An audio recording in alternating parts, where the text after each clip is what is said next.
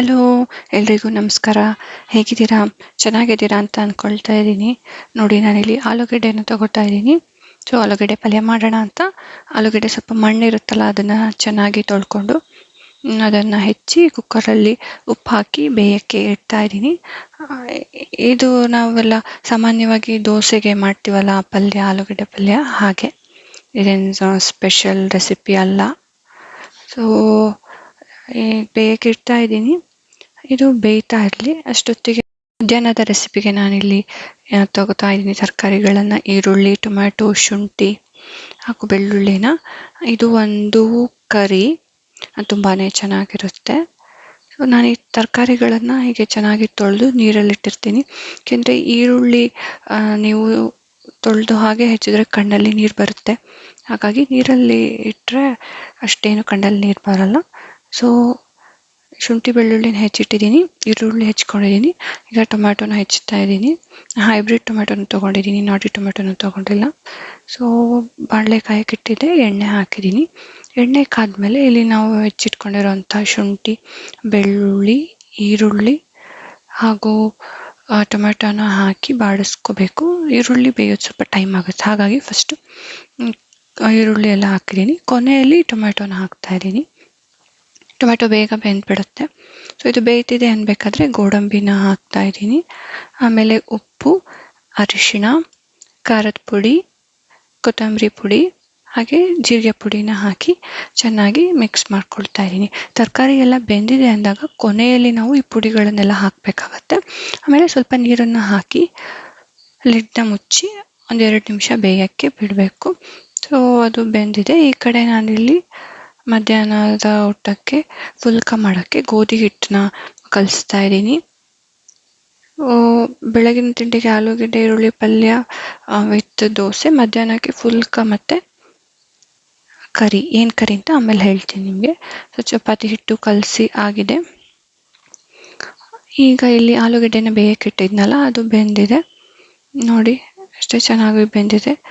So ನೀರನ್ನೆಲ್ಲ ತೆಗೆದು ಈಗ 1 ಲೋಟ ತಣ್ಣೀರನ್ನ ಹಾಕಿ ಸಿಪ್ಪೆನ ಬಿಡಿಸ್ಕೊಳ್ತಾ ಇದ್ದೀನಿ. ಇದು ಸ್ವಲ್ಪ ಬಿಸಿ ಇರುತ್ತೆ, ಸ್ವಲ್ಪ ತಣ್ಣಗಾಗಕ್ಕೆ ಬಿಡಬೇಕು. ನಮಗೆ ಬೇಗ ತಣ್ಣಗಾಗಬೇಕು ಅಂದರೆ 1 ಲೋಟ ನೀರು ಹಾಕಿದ್ರೆ ಸ್ವಲ್ಪ ತಣ್ಣಗಾಗುತ್ತೆ, ಸಿಪ್ಪೆ ಬಿಡ್ಸೋಕ್ಕೆ ಈಸಿ ಆಗುತ್ತೆ. ನಾನು ಇನ್ನೊಂದು ಟ್ರಿಕ್ನ ನಿಮ್ಗೆ ಹೇಳ್ತೀನಿ ನೋಡಿ. ಆಲೂಗಡ್ಡೆನ ಹೆಚ್ಚಿರ್ತೀವಲ್ಲ ಅದನ್ನು ಈ ಥರ ಇಟ್ಕೊಂಡು ಸೈಡಿಂದ ಹೀಗೆ ಸಿಪ್ಪೆ ತೆಕ್ಕೊಂಡು ಬಂದರೆ ಈಸಿ ಆಗುತ್ತೆ. ಚೆನ್ನಾಗಿದೆಯಲ್ವಾ ಟ್ರಿಕ್ಕು? ಸೊ ಆಲೂಗಡ್ಡೆ ಸಿಪ್ಪೆ ಎಲ್ಲ ಬಿಡಿಸಿದ್ದಾಯಿತು. ಅದನ್ನು ಮ್ಯಾಶ್ ಮಾಡ್ತಾ ಇದ್ದೀನಿ. ಬಿಸಿ ಇದ್ದಾಗಲೇ ಮ್ಯಾಶ್ ಮಾಡಿದ್ರೆ ಈಸಿ ಆಗುತ್ತೆ. ಒಗ್ಗರಣೆಗೆ ಈಗ ಕರಿಬೇವು, ಹಸಿಮೆಣಸಿನಕಾಯಿ, ಈರುಳ್ಳಿಯನ್ನೆಲ್ಲ ಹೆಚ್ಕೊಳ್ತಾ ಇದ್ದೀನಿ. ದೋಸೆಗೆ ಆಲೂಗಡ್ಡೆ ಈರುಳ್ಳಿ ಪಲ್ಯ ಕಾಂಬಿನೇಷನ್ ಚೆನ್ನಾಗಿರುತ್ತೆ. ಅದು ಬಿಟ್ಟರೆ ಇನ್ಯಾವ ಪಲ್ಯ ಅಥವಾ ಕರಿ ಚೆನ್ನಾಗಿರುತ್ತೆ ಅಂತ ನಿಮಗೆ ಅನಿಸುತ್ತೆ ಅಂತ ಕಮೆಂಟ್ ಮುಖಾಂತರ ತಿಳಿಸಿ. ಸಾಮಾನ್ಯವಾಗಿ ನಾನು ಯಾವಾಗಲೂ ದೋಸೆಗೆ ಈ ಆಲೂಗಡ್ಡೆ ಈರುಳ್ಳಿ ಪಲ್ಯನ ಮಾಡ್ತಾ ಇರ್ತೀನಿ. ಸೊ ಹಿಂದೇನೋ ರೆಸಿಪಿಯಲ್ಲಿ ಇದನ್ನು ತೋರಿಸಿದ್ದೆ. ಹೆಚ್ಚಿದೆಲ್ಲ ಆಗಿದೆ. ಈಗ ನಾನಿಲ್ಲಿ ಇದೊಂದು ಕಬ್ಬಿಣದ ಕಡಾಯಿ ಅಥವಾ ಫ್ರೈಯಿಂಗ್ ಪ್ಯಾನ್ ಅಂತೀವಲ್ಲ ಅದನ್ನು ತೊಗೊಂಡಿದ್ದೀನಿ. ಸೊ ಎಣ್ಣೆನ ಕಾಯಕ್ಕಿಟ್ಟಿದ್ದೀನಿ. ನೋಡಿ ಬೇಗ ಕಾದ್ಬಿಡುತ್ತಿದ್ದು. ಸೊ ಇದಕ್ಕೆ ಸೇಮ್ ಸಾಸಿವೆ ಸಿಡಿದ್ಮೇಲೆ ಕರಿಬೇವು, ಹಸಿಮೆಣಸಿನಕಾಯಿ ಎಲ್ಲ ಸಿಡಿದ್ಮೇಲೆ ಈರುಳ್ಳಿಯನ್ನು ಹಾಕಿ ಚೆನ್ನಾಗಿ ಬಾಡಿಸ್ಕೋಬೇಕಾಗತ್ತೆ. ಸ್ವಲ್ಪ ಉಪ್ಪು ಹಾಕಿದ್ರೆ ಈರುಳ್ಳಿ ಬೇಗ ಬೇಯುತ್ತೆ ಅನ್ನೋ ಕಾರಣಕ್ಕೆ ಉಪ್ಪು ಹಾಕ್ತಾ ಇದ್ದೀನಿ. ಆಮೇಲೆ ಅರಿಶಿನ ಹಾಕ್ತಾ ಇದ್ದೀನಿ. ಅದನ್ನು ಚೆನ್ನಾಗಿ ಮಿಕ್ಸ್ ಮಾಡಿ ಮ್ಯಾಶ್ ಮಾಡಿ ಇಟ್ಕೊಂಡಿರೋಂಥ ಆಲೂಗಡ್ಡೆಯನ್ನು ಹಾಕ್ತಾ ಇದ್ದೀನಿ. ಈ ಕಡಾಯಿನ ನಾನು ಫಸ್ಟ್ ಟೈಮ್ ಯೂಸ್ ಮಾಡ್ತಾ ಇರೋದು. ಇಷ್ಟು ಅಗಲ ಇರೋಂಥ ಫ್ರೈಯಿಂಗ್ ಪ್ಯಾನ್ನ ನೋಡಬೇಕು ಹೇಗೆ ಅಂತ. ಇದು ಮತ್ತು ಕಾಸ್ಟ್ ಐರನ್ ಫ್ರೈಯಿಂಗ್ ಪ್ಯಾನ್ ಇದು. ಸೊ ಕೊನೆಯಲ್ಲಿ ಕೊತ್ತಂಬರಿ ಸೊಪ್ಪನ್ನು ಹಾಕಿ ನಿಂಬೆ ರಸನ ಹಾಕಿ ನಾನು ಮಿಕ್ಸ್ ಮಾಡ್ತಾ ಇದ್ದೀನಿ. ಆಲೂಗಡ್ಡೆ ಪಲ್ಯ ತಯಾರಾಗಿದೆ. ಈಗ ದೋಸೆ ಹಿಟ್ಟು ನೋಡ್ತಾ ಇದ್ದೀನಿ. ರಾತ್ರಿ ಮಾಡಿಟ್ಟಿದ್ದು ಹಿಟ್ಟು ನೋಡಿ ಹೇಗೆ ಉಬ್ಬಿದೆ ಅಂತ. ಸೊ ಇದನ್ನು ಹೇಗೆ ಮಾಡಿದೆ ಅಂದರೆ 2 ಬಟ್ಲು ಕೆಂಪಕ್ಕಿಯನ್ನು ತೊಗೊಂಡಿದ್ದೀನಿ, 3/4 ಬಟ್ಲು ಉದ್ದಿನಕಾಳು, ಸ್ವಲ್ಪ ಮೆಂತ್ಯ, 1/4 ಬಟ್ಲು ಕಡಲೆಬೇಳೆ, ಹಾಗೆ ದಪ್ಪ ಅವಲಕ್ಕಿ 1/4 ಬಟ್ಲು. ಇದನ್ನೆಲ್ಲ ಚೆನ್ನಾಗಿ ತೊಳೆದು ಒಂದು 4-5 ಸತಿ ಇದು ಮುಳುಗೋ ಅಷ್ಟು ನೀರನ್ನ ಹಾಕಿ ನೆನೆಸಿಡಬೇಕು. ಉದ್ದಿನಕಾಳು ಅರಳುತ್ತಲ್ಲ, ಹಾಗಾಗಿ ಮುಳುಗೋಷ್ಟು ಈ ಪಾತ್ರೆ ಪೂರ್ತಿ ನೀರನ್ನು ಹಾಕಿ ಒಂದು 4 to 5 hours ನೆನೆಸ್ಬೇಕಾಗುತ್ತೆ. ಸೊ ಬೆಳಗ್ಗೆ ನೆನೆಸಿದ್ರೆ ಸಂಜೆ ಅದನ್ನ ಗ್ರೈಂಡ್ ಮಾಡ್ಕೊಳ್ಬಹುದು. ನೆಕ್ಸ್ಟ್ ಡೇ ಬೆಳಗ್ಗೆ ದೋಸೆ ಮಾಡ್ಕೋಬಹುದು. ಫರ್ಮೆಂಟ್ ಆಗಿರುತ್ತೆ ಚೆನ್ನಾಗಿ. ಸೇಮ್ ನಾವು ದೋಸೆ ಅಕ್ಕಿ ಯೂಸ್ ಮಾಡಿ ಹೇಗೆ ದೋಸೆ ಹಿಟ್ಟು ಮಾಡ್ತಿದ್ವಿ, ಅದ್ರ ಬದಲು ಕೆಂಪಕ್ಕಿನ ಯೂಸ್ ಮಾಡಿದ್ದೀನಿ ಅಷ್ಟೇ. ತುಂಬ ಚೆನ್ನಾಗಿ ಬರುತ್ತೆ. ನೀವು ಒಂದ್ಸತಿ ಟ್ರೈ ಮಾಡಿ. ಮಧ್ಯಾಹ್ನ ನಾನೊಂದು ಕರಿ ಮಾಡ್ತಾ ಇದ್ದೀನಿ ಅಂತ ನಿಮಗೆ ಹೇಳಿದ್ನಲ್ಲ, ಅದೇ ನಾನು ಗ್ರೀನ್ ಪೀಸ್ ಕರಿ ಮಾಡೋಣ ಅಂತ ಹಸಿ ಬಟಾಣಿಯನ್ನು ನೀರಲ್ಲಿ ಹಾಕಿಟ್ಟಿದ್ದೀನಿ. ಹಾಗೆ ಇಲ್ಲಿ ಹುರಿದಿಟ್ಕೊಂಡಿದ್ವಲ್ಲ ಬೆಳಗ್ಗೆ ಟೊಮೆಟೊ, ಈರುಳ್ಳಿ, ಶುಂಠಿ ಬೆಳ್ಳುಳ್ಳಿ, ಗೋಡಂಬಿ, ಅದನ್ನು ಮಿಕ್ಸಿಗೆ ಹಾಕ್ತಾ ಇದ್ದೀನಿ. ನೋಡಿ, ಇದಕ್ಕೆ ಯಾವ ಕಲರು ಬೇಡ, ನಾವು ಖಾರದ ಪುಡಿ ಹಾಕಿರೋದು ಮತ್ತು ಟೊಮೆಟೊ, ಸೊ ಅದೇ ನಿಮಗೆ ಆ ಕಲರ್ನ ಕೊಡುತ್ತೆ. ಹಾಗೆ ಗೋಡಂಬಿ ಥಿಕ್ನೆಸ್ನ ಕೊಡುತ್ತೆ. ಸೊ ಇದನ್ನು ನಾನು ಗ್ರೈಂಡ್ ಮಾಡ್ಕೊಂಡು ಬರ್ತೀನಿ. ನುಣ್ಣಗೆ ಗ್ರೈಂಡ್ ಮಾಡಬೇಕು, ಈ ಥರ ಬರುತ್ತೆ.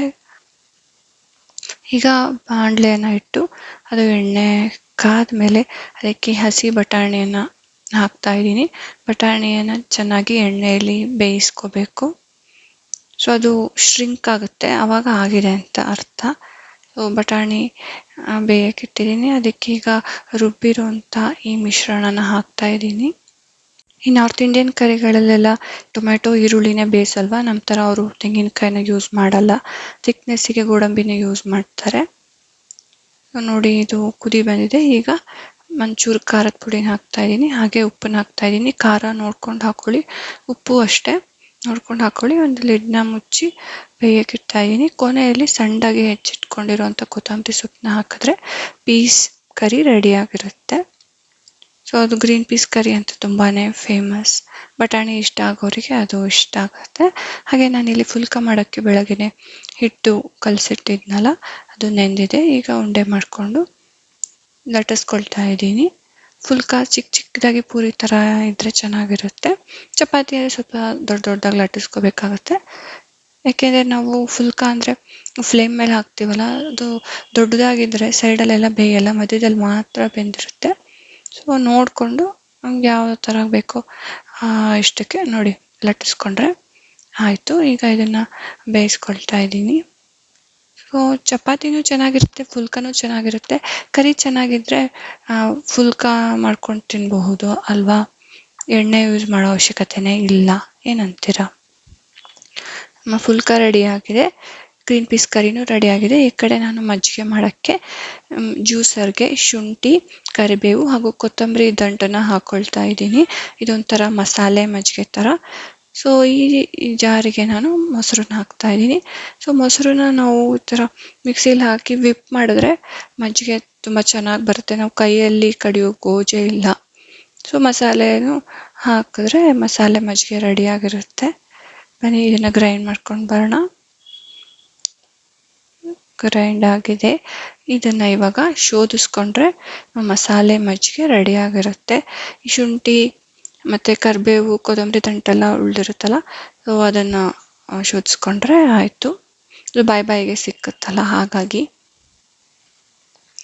ನೋಡಿ ನಮ್ಮ ಊಟ ರೆಡಿ ಆಗಿದೆ. ಸಂಜೆ ಆಗಿದೆ, ನಾವು ಹೊರಟಿದ್ದೀವಿ ನಿಮ್ಮ ಅತ್ತೆ ಮನೆ ಕಡೆ. ಸಂಜೆ ನೋಡಿ ಎಷ್ಟು ಚೆನ್ನಾಗಿ ಕಾಣಿಸ್ತಾ ಇದೆ ಆಕಾಶ, ಸನ್ಸೆಟ್ ಬೇರೆ ಆಗ್ತಾ ಇದೆ.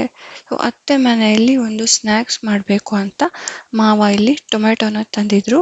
ಇದು ಹೈಬ್ರಿಡ್ ಟೊಮೆಟೊ, ನಾಟಿ ಟೊಮೆಟೊ ಅಲ್ಲ. ಹೈಬ್ರಿಡ್ ಟೊಮೆಟೊ ಅಷ್ಟೊಂದು ಹುಳಿ ಬರಲ್ಲ, ಹಾಗಾಗಿ ಟೊಮ್ಯಾಟೊ ಸ್ಲೈಸಿಂದ ಒಂದು ಸ್ನ್ಯಾಕ್ಸ್ ಅಂತ. ಅದಕ್ಕೆ ನಾನಿಲ್ಲಿ ಕ್ಯಾರೆಟ್ನ ತುರ್ಕೊಳ್ತಾ ಇದ್ದೀನಿ. ಸೊ ಟೊಮೆಟೊನ ಈ ಥರ ಹೆಚ್ಚಿರ್ತೀನಲ್ಲ, ಅದನ್ನು ತಟ್ಟೆಯಲ್ಲಿ ಹಾಕಿ ಅದ್ರ ಮೇಲೆ ಉಪ್ಪನ್ನ ಉದುರಿಸ್ತಾ ಇದ್ದೀನಿ. ಏನು ಮಾಡ್ತಾ ಇದ್ದೀನಿ ಅಂತ ಹೇಳ್ತೀನಿ ರೀ. ಈಗ ನಾನು ಸ್ವೀಟ್ ಚಟ್ನಿ ಅಥವಾ ಬೆಲ್ಲದ ನೀರನ್ನು ಹಾಕ್ತಾ ಇದ್ದೀನಿ. ಮೊದಲು ಹುಳಿ ಟೊಮೆಟೊ ಆಯಿತು, ಆಮೇಲೆ ಹಸಿಮೆಣಸಿನಕಾಯಿ ಪೇಸ್ಟನ್ನು ಹಾಕ್ಕೋಬೇಕು, ಆಮೇಲೆ ಈ ಸ್ವೀಟ್ ಚಟ್ನಿ, ಆಮೇಲೆ ಕ್ಯಾರೆಟ್. ಸ್ವೀಟ್ ಚಟ್ನಿ ಅಂದರೆ ಬೆಲ್ಲನ ನೀರಲ್ಲಿ ಕರಗಿಸಿ ಸ್ವಲ್ಪ ಬಿಸಿ ಮಾಡಿಕೊಂಡು ಇಟ್ಕೊಂಡ್ರೆ ಆಯಿತು, ಅದು ಪಾಕದ ಥರ ಬಂದಿರುತ್ತೆ. ಆಮೇಲೆ ಕ್ಯಾರೆಟ್ ತುರಿನ ಹಾಕಿದ್ದೀನಿ. ಆಮೇಲೆ ಖಾರ ಸೇವ್, ಪ್ಲೇನ್ ಸೇವ್ ಬರ್ತಲ್ಲ, ಅದನ್ನು ಹಾಕಿದ್ರು ಆಯಿತು. ಕೊನೆಯಲ್ಲಿ ಮಂಡಕ್ಕಿ ಅಥವಾ ಪೂರಿಯನ್ನು ಹಾಕ್ತಾ ಇದ್ದೀನಿ. ಇಷ್ಟು ಹಾಕಿದ್ರೆ ನಮ್ಮ ಟೊಮ್ಯಾಟೊ ಸ್ಲೈಸ್ ಸ್ನ್ಯಾಕ್ಸ್ ರೆಡಿಯಾಗಿರುತ್ತೆ ತಿನ್ನೋಕ್ಕೆ. ತುಂಬಾ ಚೆನ್ನಾಗಿರುತ್ತೆ. ನೀವು ಒಂದ್ಸತಿ ಟ್ರೈ ಮಾಡಿ. ರೆಗ್ಯುಲರ್ ಚಾಟ್ಸ್ಗಿಂತ ಇದು ಟೇಸ್ಟಿಯಾಗಿರುತ್ತೆ. ಸೊ ಇದು ನಮ್ಮ ಮಾವನವರ ರೆಸಿಪಿ. ಈಗ ನಾವು ವಾಪಸ್ ಮನೆಗೆ ಹೊರಟಿದ್ದೀವಿ. ಇಲ್ಲಿ ನೋಡಿ ಚೆರಿ ಬ್ಲಾಸಮ್ ಬೆಂಗಳೂರಲ್ಲಿ ಇವಾಗ ಪಿಂಕ್ ಪಿಂಕ್ ಅಂದರೆ ಪಿಂಕ್ ಅಲ್ವಾ.